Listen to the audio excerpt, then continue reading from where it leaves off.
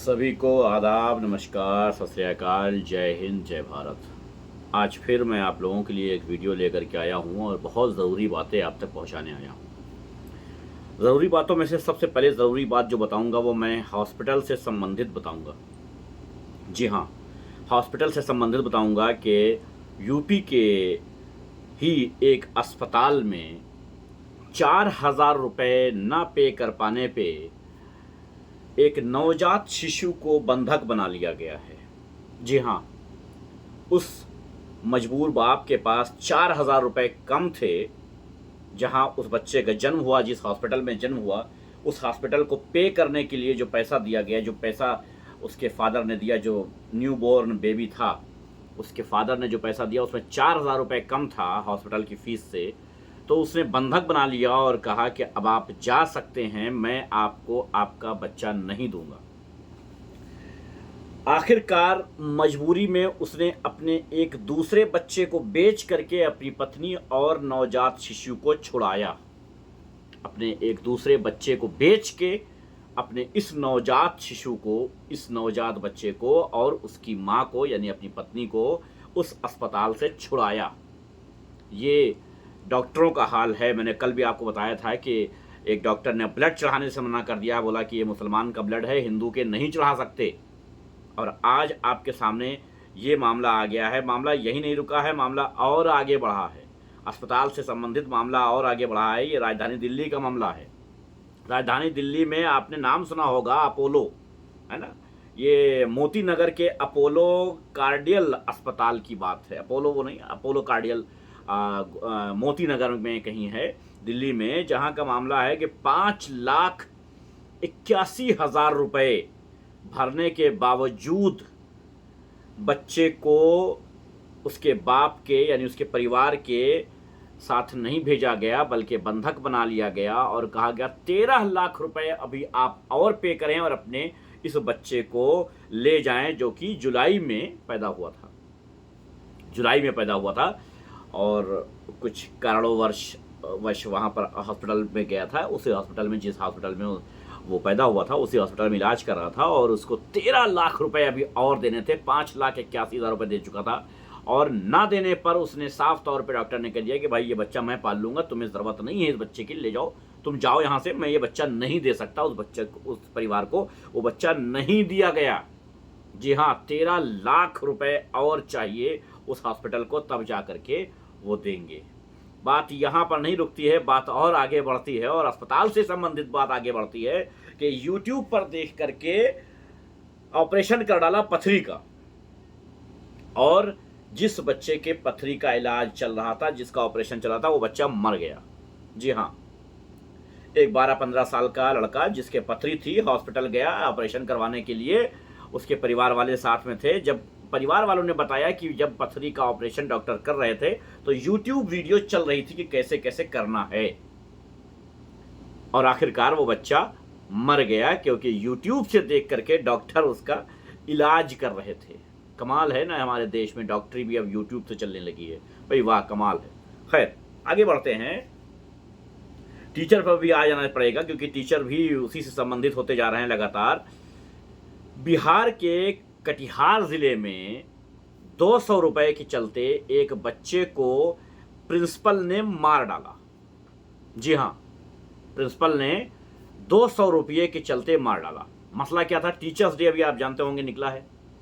जब teachers day निकला है, उस टीचर्स डे पर सामान लाने के लिए उस बच्चे को 200 रुपये दिए थे प्रिंसिपल ने, जो कि बच्चे ने खो दिए, गिरा दिए। उस पैसे गिर जाने की वजह से प्रिंसिपल ने उस बच्चे को इतना मारा कि वो मर गया 200 रुपये के लिए। ये हमारे समाज की असलियत है, हमारे देश की असलियत है। ये हम इस देश के वासी हैं जहाँ 200 रुपये के लिए बच्चे मार दे जाते हैं 4,000 रुपये के लिए बच्चे को बंधक बना लिया जाता है, नवजात को। ये सब हमारे देश में होता रहता है। बहुत मतलब बहुत मामूली सी बात है ना। अच्छा, जो हिंदू मुसलमान का चल रहा है वो तो अलग ही मैटर है, वो तो अपना चला करता है, वो चला करता है। अभी महाराष्ट्र में ही एक 28 वर्षीय मोहम्मद हजेक करके कोई नाम था बंदे का, जिसको गौ तस्कर के नाम पर मार दिया गया है, शक पे मार दिया गया है। गौ तस्कर के नाम पर नहीं, गौ तस्कर के शक पे मार दिया गया है। गौरक्षक दलों ने उसको मार दिया है, 28 वर्षीय महाराष्ट्र में। ये हिंदू मुसलमान का हमारे देश में चलता रहेगा और चलना भी चाहिए, क्योंकि हमारे देश में बड़ी शांति है। अच्छा भाई, राजस्थान चलते हैं तो एक पंडित जी हमारे हैं, महाराज जी हमारे, पंडित जी कोई होंगे, बहरहाल मुझे क्या पता कौन है, लेकिन उनके कहने पर पैनल जो लगे थे, पैनल जो आजकल लग रहे हैं, सब घरों में लगा रहे हैं बिजली के बिल से बचने के लिए, उन पैनलों को राजस्थान में तोड़ा जा रहा है। यानी आपके घर पे लगा है या कहीं लगा है तो वो लोग आकर के तोड़ देंगे, इसलिए क्योंकि पंडित जी ने बताया है कि इससे सूर्य देवता को तकलीफ होती है। इन पैनलों से सूर्य देवता को तकलीफ हो रही है, इसलिए इन पैनलों को खत्म करना चाहिए। इस वजह से राजस्थान में पैनल तोड़े जा रहे हैं। जी हाँ, सूर्य देवता को तकलीफ हो रही है इन पैनलों से, इसलिए ये पैनल तोड़े जा रहे हैं। मजे की बात है ना, ये सब हमारे देश में हो सकता है, कहीं और नहीं हो सकता है, ये सब हमारे देश में पॉसिबल है। हमारे देश में ये सब कुछ बहुत ईजी है, बहुत आसानी से हो जाता है। अच्छा, आपने वो कल सुना होगा कि मेरी ज़बानी आपने सुना होगा कि वहाँ पर गुजरात में मुसलमानों को घरों में भगवा आर्मी पुलिस के साथ लाठी डंडे लेकर के घुसी, तोड़ फोड़ मचाया, बहुत पीटा, बहुत मुसलमानों को बहुत मारा। बात यही नहीं रुकती है, अब आज उनके घरों को भी गिरा दिया गया है, बुलडोज़र चला दिया गया है उन मुस्लिम एरिए में, जिन मुस्लिम एरिए में अभी तक भगवा आर्मी के साथ मिल करके सिर्फ उनके घरों को तोड़फोड़ की थी, घर में घुसे थे, महिलाओं को, बच्चों को, नौजवानों को, बूढ़ों को, सबको मारा पीटा था, और पुलिस 27 आदमियों को गिरफ्तार करके ले गई थी, जिनकी टांगे तक तोड़ दी थी, मतलब उनको उठाया नहीं जा रहा था, उठ के चल नहीं पा रहे थे, वो दूसरे के सारे चल रहे थे। बात यही नहीं रुकती है, आज उनके घरों को भी गिरा दिया गया है, उस मुस्लिम बस्ती को भी खत्म कर दिया गया है। ये हमारे देश की न्यायालय जो हैं वो पता नहीं क्या, मतलब मैं समझता हूँ कि पता नहीं अदालतें हैं नहीं, या फिर उनका सर्वमान्य जो होता है ना फैसला, वो सब माना नहीं जाता है। तो अजीब है। बात यहाँ कहाँ रुकती है हमारे देश में, बात तो और आगे बढ़ जाती है। बात और आगे बढ़ जाती है कि मुजफ्फरनगर में कोई बैंक ने एक घर नीलाम किया था। मुजफ्फरनगर में एक कर्जे के चलते किसी का घर नीलाम किया, और उसे एक मुस्लिम परिवार ने खरीद लिया, जिसका नाम नदीम बताया जा रहा है। नदीम नामक बंदे ने उस घर को खरीद लिया, बैंक ने नीलाम किया और मुस्लिम बंदे ने खरीद लिया, लेकिन उस सोसाइटी ने साफ इनकार कर दिया है, और मीडिया भी वहां पर जा रही है, बाकायदा सवाल ले रही है कि भाई आप क्यों नहीं रहना देना चाह रहे हैं। तो वो कहते हैं कि भाई ये हिंदुओं की बस्ती है, हम यहाँ मुसलमानों को एंट्री नहीं देंगे। एक मुसलमान है जिसको हम निकालने की कोशिश कर रहे हैं, बाकी और मुसलमान रहने नहीं देंगे। एक मुसलमान रह रहा, आप सोचिए वो मुसलमान कैसे रह रहा होगा, उस बस्ती के अंदर कैसे रह रहा होगा, जहाँ पर बाकायदा विरोध हो रहा है कि नहीं, जिस मुसलमान ने घर खरीदा है हम उसको रहने नहीं देंगे। मैं जानना ही चाहता हूं कि कब्जा कौन दिलाएगा अब उस घर का? पुलिस प्रशासन, गवर्नमेंट, हुकूमत, बादशाहत, अदालत कहां है? मैंने पैसा दे करके कोई घर खरीदा है, उस घर में मैं रह नहीं सकता क्योंकि मैं मुसलमान हूं। ये हमारे भारत में ही पॉसिबल है और कहीं पॉसिबल नहीं है। ये सिर्फ और सिर्फ हमारे भारत में हो सकता है। वहीं लखनऊ की खबर अगर देखी जाए तो एक कॉलोनी में अवैध मंदिर बताया गया कि भाई ये अवैध मंदिर है। एलडीए ने देखा और सब कुछ हुआ, वो पेपर वर्क पूरा किया और बुलडोजर गया उस मंदिर को तोड़ने के लिए, और वहां के लोगों ने उस बुलडोजर को वापस कर दिया कि यहाँ से निकल लो, ये मंदिर है, इसको तोड़ने नहीं देंगे। अच्छी बात है भाई, धर्म स्थल है, नहीं तोड़ने दिया जाना चाहिए।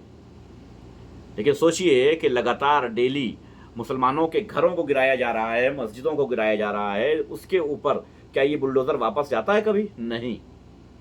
अगर यहाँ पर ये मंदिर की जगह मस्जिद होती और लोग विरोध किए होते तो वो मस्जिद से पहले वो जाकर के उन लोगों के घरों को गिराती, वही बुलडोजर घरों को गिराता जो लोग विरोध कर रहे हैं। लेकिन यहाँ पर ऐसा नहीं होता है। यहाँ पर ये होता है कि साहब एलडीए ने हार मान ली, लखनऊ प्रशासन ने हार मान ली और वापस उल्टे पैर खाली हाथ आना पड़ा और आ गए।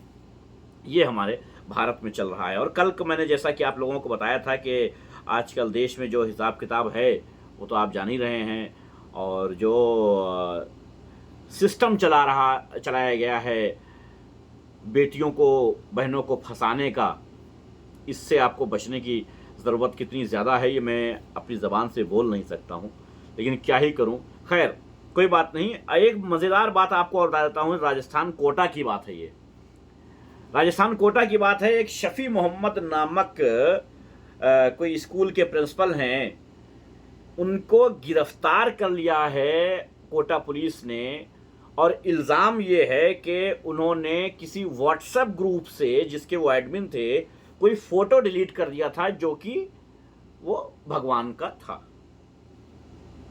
व्हाट्सएप ग्रुप से एक फ़ोटो को डिलीट कर दिया था। कमाल नहीं है, व्हाट्सएप ग्रुप से फ़ोटो डिलीट कर दिया तो जेल चले गए। मतलब ये चल क्या रहा है हमारे देश में? मजाक चल रहा है, हैं? यार खुल के बोलो ना कि करना क्या चाहते हो। खुल के समझाओ ना कि करना क्या चाह रहे हो। खैर, क्या ही खुल के समझाओगे? खुल के समझाने के लिए जिगर में ताब होनी चाहिए, जो कि नहीं है। 10, 50, 50, 100 की भीड़ मिल करके किसी एक बंदे को मार डालोगे और अपने आप को 30 मार खां समझोगे, अपने आप को बड़ा जिगर वाला समझोगे, बड़ा बाजुओं वाला समझोगे। दरअसल सच्चाई तो ये है, हकीकत तो ये है कि तुम लोग हिजड़ों जैसा काम कर रहे हो। नहीं, हिजड़ों जैसा नहीं, सॉरी, मैं हिजड़ा समाज से माफ़ी चाहता हूँ। मैंने जो शब्द बोले हैं ये हिजड़ा समाज के लिए नहीं है, सॉरी जी। कुत्तों जैसी हरकत कर रहे हो तुम लोग, कुत्तों जैसी। नहीं, मुझे कुत्तों से भी माफ़ी मांगनी चाहिए, है ना, क्योंकि तुम लोग उससे भी गिरी हुई हरकतें कर रहे हो, बहुत ज़्यादा। लेकिन क्या करोगे?